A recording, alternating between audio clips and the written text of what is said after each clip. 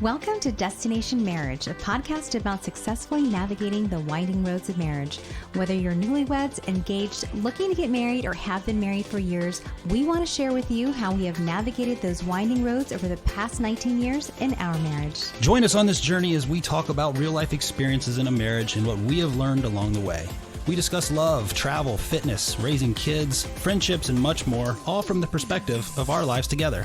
Happiness, love, grace, passion are some of the things we all strive for in a marriage, and we invite you to take this journey with us. Welcome to Destination Marriage. Welcome to episode 43 of Destination Marriage. I'm Tommy. And I'm Jackie. And we are thrilled you have joined us on our journey today. So today's episode is about a documentary that you turned me on to recently that many of you may have seen or may not have seen. It's pretty popular right now. It is called The Housewife and the Hustler, about Tom Girardi and Erika Girardi, who is a Beverly Hills housewife on the show, right? She's on The Real Housewives of Beverly Hills. She's also a Don't even say pop star. Just even say it. We're definitely going to have to touch on that. But yeah, she is a pop star as well. Yeah. So our episode, we're going to talk about this documentary. It's kind of, it's very interesting and eye-opening and sad in a lot of ways. Mm-hmm. And then really focus on how narcissism is like so rampant in this documentary and this whole charade of a life that, we're going to talk about it with marriage too, not just in the context of this documentary, but how does that impact marriage and relationships? Right? Absolutely. So most of you are probably familiar with Erin Brokovich. That's the legal clerk who was instrumental in building a case against the Pacific Gas and Electric Company of California. Mm-hmm. They were guilty of played by Julia Roberts. Yes. They were guilty for dumping a carcinogen known as hexavalent chromium, and forgive me if I did not pronounce that correctly, but it's hexavalent, but whatever. I tried. But the trial lawyer who won the $460 million settlement was actually Tom Girardi, which obviously in the documentary that Tommy just mentioned is quote unquote the hustler in the title. And the housewife is none other than Erika Girardi, or some may know her as Erika Jayne. That's her stage name. Definitely don't know her as Erika Jayne. Or alter ego, right? I mean, that's really how she portrays herself on the show. She has an alter ego. It's her stage name. She's a TV personality that she's really kind of playing up this whole, I have an alter ego, and it's empowering. Okay. Fair enough. Best line in Erin Brokovich was when Julia Roberts offered the glass of water to the lawyers who were trying to like undercut and like lowball them on their offer. She's go, would you like some water? And they're like, sure. And he goes, oh, it's from whatever that town was, to like drive home the point. Yeah, that was a pretty strong point. Yeah. So anyways, back to the documentary. I was blown away when you had told me about it, and I certainly know who the lawyer was, and I'd heard the name Tom Girardi, and we've watched Beverly Hills, the Housewives quite a bit and over the years, and I tend to scream at the TV like these people are just driving me nuts, but still watch it, right? Like it's still entertaining at times, even if I disagree most of the time with them. It's supposed to be a reality show. I mean, what percentage of it is actually true? Well, obviously, this is a clear example that some of this is truly smoke and mirrors. Right. But so give us a little backstory on who is Tom Girardi? Because we have like two kind of whole paths, right, that then met when they got married. So Tom Girardi, as Jackie mentioned, was a very powerful lawyer in L.A. Not only was he kind of made his big splash with the whole Erin Brokovich PG&E deal, but he has been until I watched the documentary, I didn't realize he's been a powerful force of law in the LA area for years, for generations. So Erika was his third wife. He's had married a couple of times. They didn't really hit on that. They just kind of mentioned it briefly. But one of the lawyers, I thought one of the line that was interesting was one of the lawyers in the documentary said he was LA law. Like he was it. Like he had so much power. Lawyers that wanted to become DAs or judges or even like local politicians sort of had to get his blessing or kiss the ring, if you will. Yeah, he had a lot of people in his back pocket, which to me seems like there are probably other questionable dealings. Yeah, which they didn't touch on here, but yeah, like to have that much influence. Right. Yeah, right. Like there's stuff that happens, I'm sure, that we'll never know about. Yeah. But so what the focus of this whole documentary on was really about what is now his real issue, and that's the legal issues that he is running into around embezzling or stealing from his clients, and then using that money for a variety of selfish or self-serving purposes. So there apparently was been like a lot of rumblings and even like lawsuits against him over the years, or like clients or other lawyers that maybe he partnered with on certain cases that they would sue because they weren't paying out. And basically he was definitely undercutting people, stealing money, you know, under the number of different, I'm sure, like stories that he would tell. You know, he definitely knew, he was a really good storyteller. I knew he was obviously a master manipulator. I think the case that actually blew everything open was in 2020. Yep. It was the 2018 Lion Air Boeing plane crash. That basically, you know, that house of cards. It really just came down because he was sued publicly for the first time, like from like a law firm in Chicago for $2 million that basically just was unaccounted for. That was due to the family. It wasn't paid out. It wasn't paid out at all. And so that really blew it all up, like in the public sphere. Right. And when he was asked about, you know, questioned, because this obviously was during the quarantine, as far as the hearing, they had asked him, where did the $2 million go? And his attorney basically said, you know, we won't be answering that question. Or, right. Imagine that. Yeah. So, I mean, that's a lot of money to not know where it went. You know, maybe, I don't know where that $5 went. I thought I just had it in my pocket, but $2 million? Come on now. It was clearly sketchy. So let's take a step back. Let's talk a little bit about Erika. Yeah. Learn about Tom. Who's this Erika Jayne? Yeah, right. So Erika Girardi, a.k.a. Erika Jayne. If you do watch Real Housewives, you're probably familiar with who she is just from the show. But Erika actually had been married previously. She was married to another gentleman who was also named Tom. And she had a child with him when she lived in New Jersey on the East Coast. She was a stripper at the time and worked for a strip joint, a very famous one. I believe it is owned by a mob family. That's a strip club owned by a mob family in Jersey? Really? Shocking. But then, you know, she said, you know what? New York's really not going to deliver the type of fame that I want. So she decided the lifestyle that she wanted. Well, she said she wanted to be famous, obviously at all costs, at any cost, right? So she left her son with her ex-husband, moved to LA, and decided, I'm going to be on my way to fame and stardom. Here I come. So she actually met Tom while working at a restaurant by the name of Chasen's. This is a really high-end restaurant. So if you think about, you know, where attorneys probably or high-powered individuals meet for a lunch, you know, to discuss a case or a business dealing, you know, he was a regular there. And based on her memoir, she actually wrote a book. I believe it came out in 2018. I love how they call it a memoir. It was called a memoir. No, her autobiography. She said that she was actually the one to make the first move. Yeah? Yes. So she slipped him her number. I'm sure she did some recon of who he was. Well, by then he'd been coming in for a year, right? So she probably knew at that point who he was. And, you know, she's trying to climb up that ladder. Plus 30 years on her striking good looks that she reached out to him, I'm sure. Right. So she gives him her number. She tells him, hey, by the way, I'm single.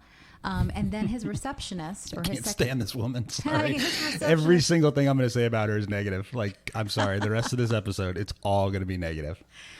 Well, here's the thing. Neither one of them, honestly, they're probably a match made in heaven. If we look at both. Or in hell. Well, if you're the victims, right? I'm just saying, you know, I know what you're saying. Yeah. They're both very delusional. So anyway, so she gets a call from his receptionist asking her to meet him for dinner, for a date. And she said no, because if he wanted to ask her on a date, he would have to call her. I'll give her props. Like, that's, you know, she's like playing quasi hard to get, but Yeah, like I think he making probably planting her liked- flag, I guess. I'm whatever. sure. And he probably liked that she had some chutzpah, you know, like, oh, okay. Chutzpah, is that what we're calling it? Yeah. Okay. All right. Think about it. There's probably a lot of women who would have just shown up because he's a powerful man Right. and said, That's okay, fair. sure, I'll be there. What, in 5 minutes? Yeah, I'll be there. Already dressed. The fact that she gave some pushback probably intrigued him, if I had to guess. Mm-hmm. So anyways, he does invite her out on a date. They court and start living together. I think it was for about 6 months before he actually proposed. Didn't they get married like at a country club or something, like on a whim? On golf course, yeah, Oh, on the is that what it golf was? course, at the country club. And I think, you know, the country clubs, like they'll have like a restaurant or a dining Yeah. area. I think he found there was a judge that happened to be there at the time that could marry them. No prenup. No prenup. And when he proposed, this is something I do want to stress because I think this is really odd. And I'm curious if other women would be okay with this or just they don't think it's a big deal. But he said, I'll give you whatever you want, but I will not wear a wedding ring. I think it's uncomfortable. I don't want to wear one, but I'll give you whatever you want. And she didn't have any qualms with that. To me, that would be a huge red flag. Like, why wouldn't, I mean, then get a tattoo. I don't know. Paint it on. I mean, we'll find the most comfortable ring we can possibly find. She's so delusional. I don't think she cared. I think she just heard, I will give you whatever you want. Then everything like you want. Charlie Brown teacher. The rest of it was wah, wah, wah, wah. Yeah, exactly. Probably. Yep. So fast forward, 20 years? Yeah, so they've now been married 21 years. 21 years. Yeah, total. But obviously, everything started to actually crumble prior Years ago. to her filing for divorce recently. Mm-hmm. So tell us about her quote pop star, rise, which the reality was, it was simply him funding it to like the tune of $20 million. $20 million. So invested in her quote pop career. Prior to her actually joining the cast of The Real Housewives. That's right. Yep. It was prior to, they had been married for a while. And here's the thing, when they got married, she didn't actually really pursue like a heavy acting career or singing or anything. I think she was just wrapped up in like, oh my gosh, I have tons of money now and I can go and do all these things. They were traveling everywhere. Finally, she came to him and said, look, I think she was probably in her early 30s, mid 30s. She said, I want to be a pop star. Mm-hmm. I want a career in music and I want you to make it happen for me. He's like, okay. So he gave her, well, I mean, think about it. So at this point, they've been married for a while. Yeah. So maybe she knows things, right? She might know things. Who knows? That's a good accusation. I like it. Or he's like, you know what? This is a way for me to hide my money. He gives her $20 million to start this pop star career. Mm-hmm. She then has basically a team. It's not like she's a musician. She's writing all of her own music, designing her clothes. No, she has a team. Makeup artist, designer. Yeah, they pay for everything. Yes. She basically just, learns she's everything. She's the face of this machine. Yeah. That's all she is. So, it's basically... And she's a terrible singer. She's playing dress up and she's playing with his money, which it's like Monopoly money to her, Mm-hmm. Meanwhile, that $20 million of blood money, Which it literally was blood money. I mean, whether it was, put in her career or things that were purchased for the home, there's definitely monies that were spent that disappeared that funded this lifestyle. Right. So anyways, her career actually wasn't taking off. Mm-hmm. And he was about to pull the plug and say, look, this, like $20 million in, nothing's came of it. Probably, we're going to have to hang our hat up on this. It's not happening anymore. She decided or had been pursued by Bravo to join the show. And it was a smart move. Actually, it paid off. And then she got popular for a minute. She got really popular. Yeah, it really took off for her because then she had, all of these followers from just the show in general that were curious about her music, right? Yep, so then they probably started to get a return. I don't even know if they got all 20 million back, but they probably did see somewhat of a return. So in the meantime, mm-hmm. what the documentary really spends most of the time talking about are it talks about like 3 cases that were part of the Tom Girardi's law firm. The first mm-hmm. one is really they spent the most time on, and that was actually it's 2 separate cases, mm-hmm. but one family where there was a PG&E again, and there was a pipe that burst and it exploded and caused this massive fire and killed some people. And then there's one guy who had like all these burns, and they won all this, It was $11 million. Yeah. Did they ever say exactly how much it was? But $11 million. I believe, is still due to the family. That's right. Yeah, they actually got it done. Yeah. Who experienced this tragedy. So one person, it was the guy that's actually in the documentary that shows all of his the burns and the skin grafting and everything. He's going to be in lifetime of surgeries and pain and yeah. So that's changed his life forever. His girlfriend was actually on the property, I believe. And she died. She died. Her family went with another attorney, and they did receive their money. They did not work with Tom. So her family did receive their funds. They went through a completely different firm. Not Tom Girardi.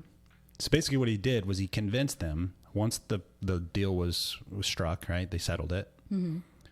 There's very specific legal process that needs to be followed as far as the money gets put here and then dispersed here and so on.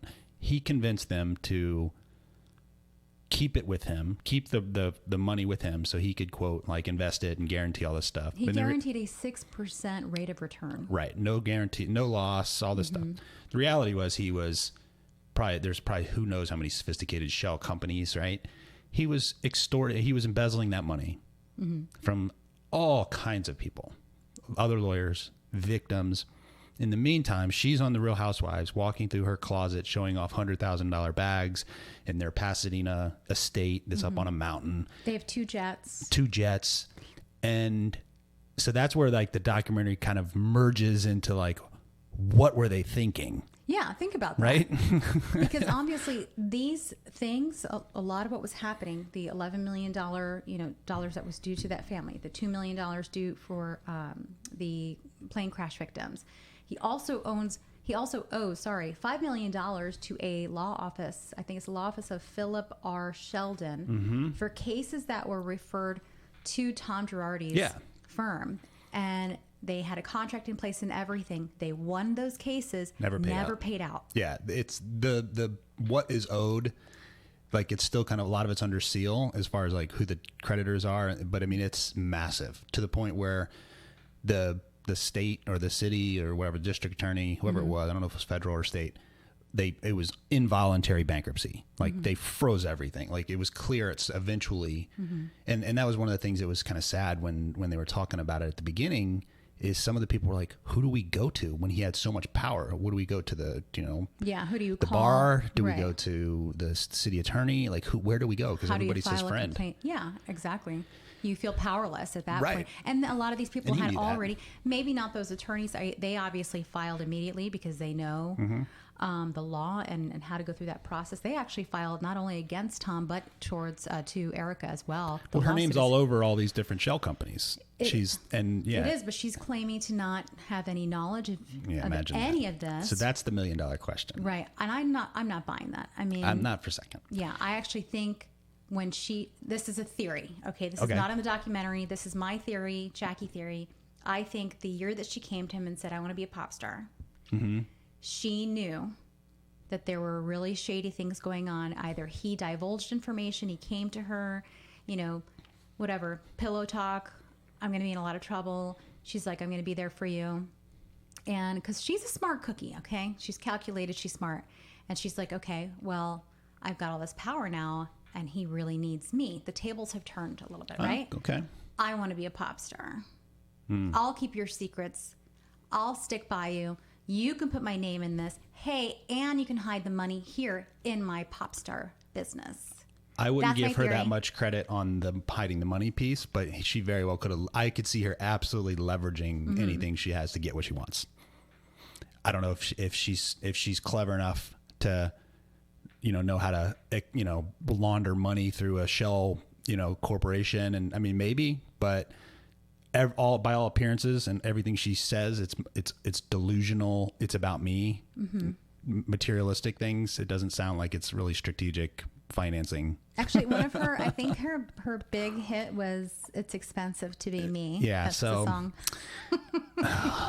Take a breath, Tom. Well, now it's really expensive if you think about it. So the big news that kind of broke a lot of this was also when she filed a divorce at the beginning of the year, right? At the beginning of 2020. Actually, she or filed beginning of 2021. No, she filed for divorce actually on Election Day. That's when the news that's came right. out. Yeah. Okay, so end of 2020. Right, because she was asked about, why did you do it on that day? She really tried to strategically do that, she said, to take the heat off of her. She thought that it'll just, kind of fall the out the wayside. election day was so important. Election day was such a big deal last year. Perfect time, right? No one's going to be looking at me. And then, obviously, that didn't happen. So that then becomes like, was that a strategic divorce? Was it in order to hide her assets? That's the other question. Yeah. Is it because they're trying to hide money now they're trying to actually go back through. Here's the other thing. Okay. So now we're looking at 4 or 5 years of video. Documented video of all their assets. Of all their assets. All the jets, all the trips, all the items in their home. They actually did a home tour. You can go through her closet and count how many, all those bags, how much those bags. That's pretty easy to go through the closet and just see Chanel, Birkin, Chanel, all these items. And the jewelry and the clothes and the cars and the right. plane. I mean, so it begs the question, what in the world was he thinking? What was he thinking? He's like a highly intelligent guy, right? Already successful. Didn't need to do this. He was already very wealthy. So and he wasn't on the show a lot, right? He was here and there. He made like a handful of appearances. But he wasn't like trying to gain fame from the show. No. So she clearly was. Was he just like, well, it's all going to come crumbling down and eventually anyways, just might as well ride this out, ride the wave for as long as possible and let her be happy. So, I mean, I don't know. Because, and if you see the deposition he gave, he's like decrepit. He's 81. Well, they're saying he has, is it Alzheimer's? That's or what they diagnosed him with Alzheimer's, right? And then one of the lawyers who's, he's careful on the documentary. He's not going to be acting. He's like, I can't speak to this. What I can say is a year ago, before all this mess started happening, he was out and about town giving speeches and talks at, society events. Yeah. Not showing the anywhere near any signs of Alzheimer's, and all of a sudden everything comes down. It kind of reminds me, we were joking about, like, you see the movies of like mobsters, once they're finally caught and brought to jail, they get wheeled in with oxygen tanks, and they're like, our clients are clearly too old, and in the meantime they're plotting hits like in the back room of the courtroom, right. So it's like, I don't know. Again, do they have to prove that he actually has that medical condition now, though? I mean, things are... I guess from what they said in the documentary, if they are able to show that he's not mentally competent any longer, like that could reduce the criminal charges. It's not going to... Against him or her? Against him. It's not going to... The potential of criminal charges, I guess, but it's not going to change anything financially. Like, they're going after everything they own. Like, they're done. Yeah. So... let's talk about Erika and what our thoughts are in this and how it ties to like this narcissistic behavior that both of them clearly are narcissists. They both are. I mean, right? So I think that I'm still sticking by my theory. I don't have anything to back it up. It's just my theory. But it is pure speculation and gossip. It really is. But I'm just trying to think, okay, there's still a lot behind the scenes, right, that we don't know. So if we're just trying to put all these puzzle pieces together. And again, documentaries are always slanted. They always have an agenda, right? So I don't really care about this one though. Sorry. Like I'm not going to give anybody the benefit of the doubt here. No, there's any way you not that anybody cares, but no, but I mean, it doesn't like there's no way to spin it to put them in a positive light at all. None. There wasn't. First of all, even if someone said, "Oh, I needed the money for this. I'm so sorry. I'll pay it back." Okay, that's still terrible, but he didn't need the money. It was greed. He was already a millionaire. Multi-millionaire. Not like, He was very well established in his career. She came in long after he had already had, been established his name and had success and fame, so which is probably the reason why she pursued him. She knew she'd be walking into a situation like all of a sudden I went from rags to riches. That's really, I think that was really her end game. Oh, it was strategic and manipulative, and her narcissism is clearly around her delusion of, how important she is and how she I don't know. We don't know what she knows, but part of her was so delusional, I think, that she doesn't care. Yeah. She's so selfish and so self-absorbed and so delusional and so narcissistic that she's like, it's all about me, period. And what I want, what I get. And for him, the fact that his I see it, at least my opinion, if you look at some of these traits of narcissistic behavior or superior attitude and delusion and distorts facts to, suit your own agenda, obviously controlling, lack of sympathy. Like, he's clearly narcissistic. And the fact that he would allow the show to come film in his own home, whether she manipulated him or not, like, clearly he's so narcissistic himself that he allowed that to happen, knowing full well it put him at legal risk because of... he knows the law. Come on. He knows the law in and out, but yet he feels comfortable enough to put himself out, expose himself and her and potentially their wrongdoings, because truly people that are that narcissistic, they believe they're above the law. And in this cases, not all narcissists believe they're above the law, but like they're superior. There have been other documentaries, even of like murderers. People have said like they're untouchable. Yeah, they feel like nothing can touch them. They feel like even if this was someone who doesn't have fame or doesn't have money, these narcissistic behaviors can really be, and really across the board, can really affect any relationship or marriage. So but for them, because it's like there's so much glam and lights and camera and all this stuff, it just... And people fawning over them. Yeah. And that's why I say, a lot of the stuff that people were seeing in this reality show obviously was smoke and mirrors, because what was going on in public clearly wasn't what was going on in private or behind closed doors, because what he was portraying and who he was when he was in the public, especially on the show, people thought he was so well respected, a stand-up guy, always fighting for the little guy. He was stealing from the little guy.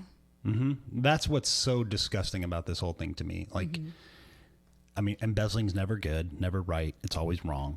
But like, it's one thing, right? If you're embezzling from your multinational corporation and, you stole a few $1 million because, of corporate billions. Corporate greed. Yeah. Like he literally stole out of people who were victims of tragedies or of corporate misdeeds, right? Like intentional stuff that they were responsible for, and they won a settlement, and now they're re-victimized by this guy. Yeah. Like, it's like doubly sickening. And so we were talking about this, and I thought about it the other night when we were kind of talking about this episode, and we were like, she's trying to have this defense of, well, these were gifts, so they're not part of the marital assets, they're gifts to me, and she's hiding items. And apparently she's hiding stuff, and which is all conjecture. We don't know, right? Like, we don't know exactly. But well, so she's left the mansion. I'm sure she didn't leave without her, 50 Birkin bags or whatever.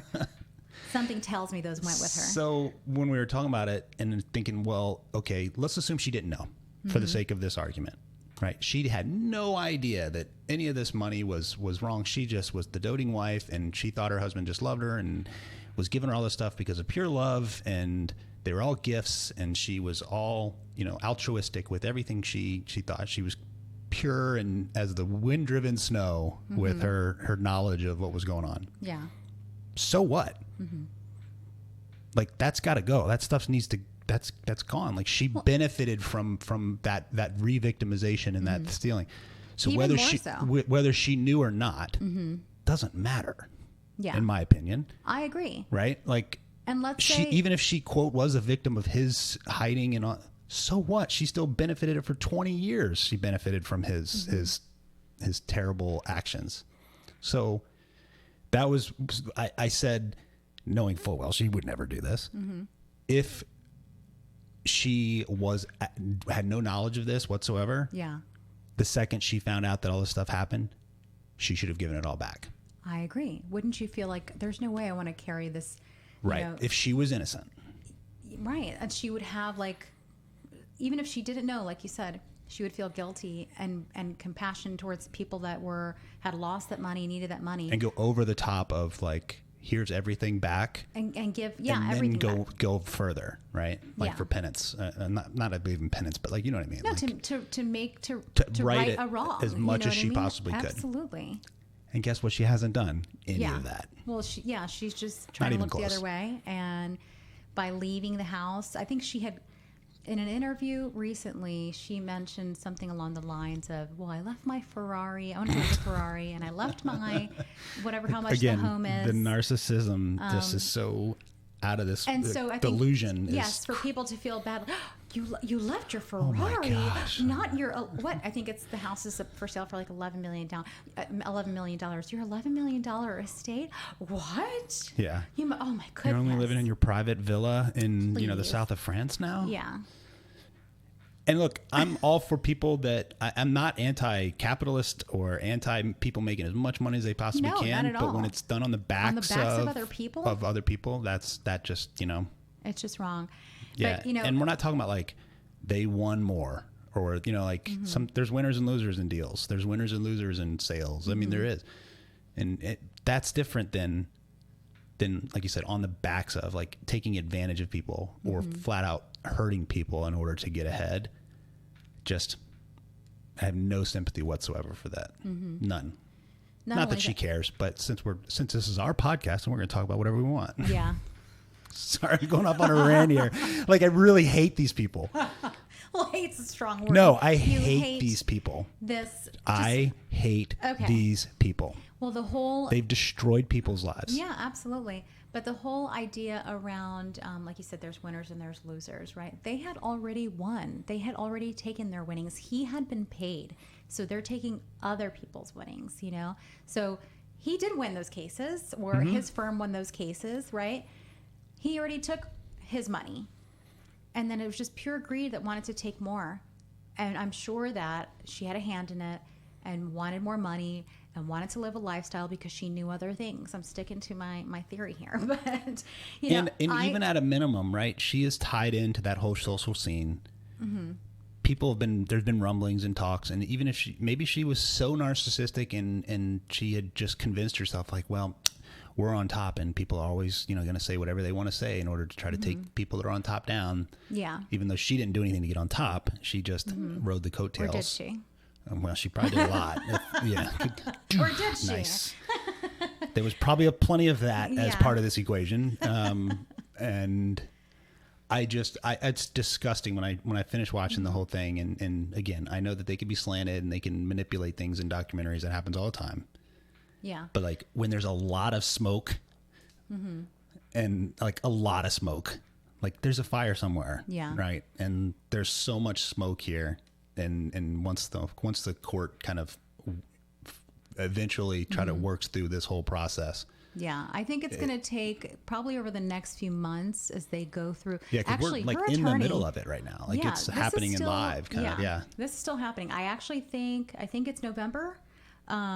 It might be November that they might have like another court hearing or something like that. I know she had an attorney this spring recently, I want to say maybe in May, that actually just fired her as his client because I guess a lot of stuff started to come out. That she was being untruthful to him? Right, about the assets. And so when they started going through things, and they're also using clips from Bravo and going through all that information. Like just her closet alone could pay off half of it. He backed out. He said, no, absolutely not. You're not being truthful with me. Yeah, I can't do my job. I can't represent you. Yeah. So, good for him. I mean, right. That's probably going to bite them in the ass, but whatever, that's on them. That's why I was saying, like earlier, we were talking about how narcissistic do you have to be. Just a few things that we were talking about with like narcissistic behavior, and through that list, they absolutely check off multiple boxes here. So I'm just going to go through the list. Two-faced. Yep. Blames others for failures, which she's like, it was him, not me. And then he did it too. They showed some voicemails that he would leave to clients who were already well past, like they're trying to get their money, and he's got this real kind of. They said like he's a sweet talker. He is. He's a good. I mean, he knows what he's doing, right? Yeah. Like he said, and some of the clients said, he just did a great job of making you feel like you were his only client. Or you were his favorite client. Or his favorite client, yeah. You were his friend. He cared about you. And there was some of those voicemails. He was blaming. You could hear him. He's like, I'm with you. Like I'm trying to get paid too. Right. He was trying to act as though he's a victim. Right. Yeah. Yeah. It's just sadistic, man. It really is. And so acts different in public versus private, obviously. Unreliable. Superior attitude. 100%. Lives in a fantasy world. No, Erika doesn't live in a fantasy world, Jackie. She is on point. She's down to earth. She's not materialistic in any way, shape, or form. Definitely not. Oh, and by never the way, mind. She has a persona, like what does she call it? An alter ego. An alter ego. Okay. So if that's not a fantasy world, It's I don't know literally what a is. fantasy world. It is, exactly. Distorts the truth or facts to suit own agenda. And that's definitely clear for both of them. Absolutely, for both. Only emotionally available when they want something. And that's where I think she probably Is the queen of it. I think she played that card there. Yeah, agreed. Lacks sympathy for others, clearly. Controlling, provokes people, then blames them for the fight.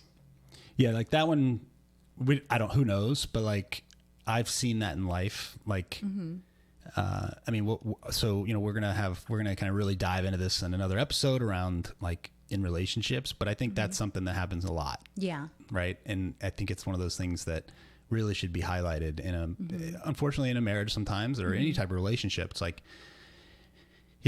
I've heard the kind of example of like a customer service rep, like we'll get somebody that's calling in about a complaint, like so wound up, they finally just like drop an F-bomb and the person's like, oh, I can't believe I'm not allowed. I will not stand for that. You are not allowed to curse at me, and then hang up. So they don't have to actually deal with the real situation. So it's like they provoke this reaction and then get mad at the reaction and then like turn it right around on somebody. Yeah. It's very manipulative. It really is. But I think, definitely in this situation, he probably did it in a more clever way. I don't think that it doesn't sound like he was raging, at people. No. No one has actually come forward and said that he acted like that. She did now actually say that he was very mean at times to her when she filed for this. I don't know if any of that's true. I'm just saying, like, Seeking she's trying sympathy, to place, right. yeah. She's, again, she's living in a probably fantasy delusional, world. but the other one is cannot admit to mistakes. Yeah. So in this case, neither one of them are admitting to a mistake at all. Yeah, even his any deposition. level of accountability here at all? None. He said, I mean, they didn't show much, but they just showed that one clip where he said, well, I used to have like 50 million and that's gone. Just like kind of matter of factly. Where the heck does $50 million go? He had one account alone that had one checking account had $20 million. Well, that's some grocery bill. I mean, what are you seriously? Yeah. Who knows? Well, that'll to be determined, right? That's what they said. There was a lot of stuff that the investigative reporters, that once there's like blood in the water, like then people just pounce all over it. Once they realized he was basically powerless, then everybody just came out of the woodworks. Yeah. And even more is going to come out. Oh yeah. Absolutely. And even the bar association, the California bar, they responded to some of the inquiries about how they missed many people's complaints about him and his law firm over the years. Why? They missed them? Well, they quote missed them. Oh, okay. And then they said, we're as a result, we're making changes. It's like they're covering their butts. There was some hush money there. Or power, right? Yeah. Maybe it wasn't direct money, but like people look the other way because it's their friend and that guy's got power. Yeah. Who knows, right? But like clearly there were, he's been disbarred. He's been not, I don't know if he's been technically disbarred, but he's not allowed to practice law in the state of California anymore. But, the bar association is kind of, there's always like the rats will scatter when the light's exposed, right? Like people run for cover. It's kind of a natural response, I guess, in general.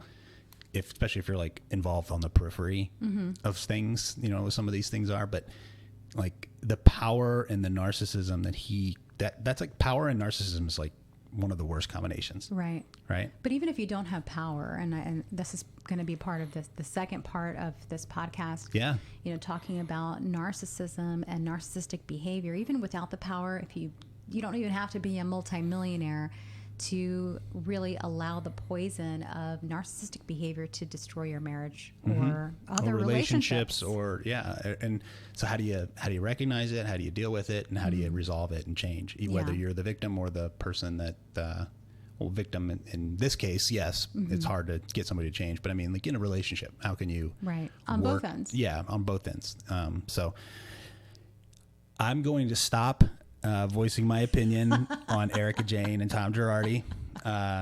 But it just, there's a lot of times where it's like you hear about stories of rich people with these things happening, like ultra wealthy, not just like, oh, they're, the 1%, whatever. Like I'm talking about like ultra wealthy, and it's like, rich people problems, right? You joke. This one makes me angry because it's on the backs of regular, sometimes poor, sometimes, always victims, right? Yeah. It's on their backs that this happened. And it really just pisses me off to like, there's no like rolling your eyes and rich people problems, right? Like, oh, their art was stolen. Their Monet was stolen from their mansion. Like, who cares?